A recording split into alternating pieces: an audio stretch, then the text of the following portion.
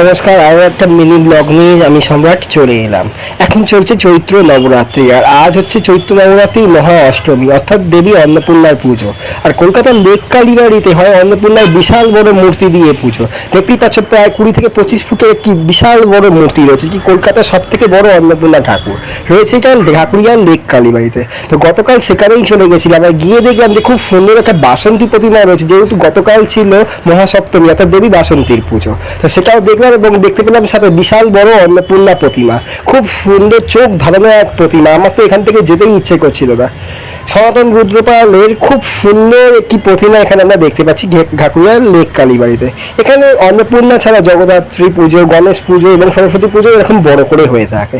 তো যাই হোক, এখন প্রতিমা থেকে তো চোখ সরানোর মতোই নয়, সারা আমি খুব ভালো করে প্রতিমাটা দেখলাম এবং সাজসজ্জাও খুব সুন্দর। এত সুন্দর মূর্তি দেখে আমার তো একদম চোখ এখান থেকে সরাতেই ইচ্ছে করছিল না। তারপর দেখলাম যে খুব সুন্দর একটা ঝাড়বাতিও রয়েছে মণ্ডপের ওপরে। কলকাতার রাজারহাটেও এরকম বড় বড় অন্নপূর্ণা পুজো হয়ে থাকে অবশ্য।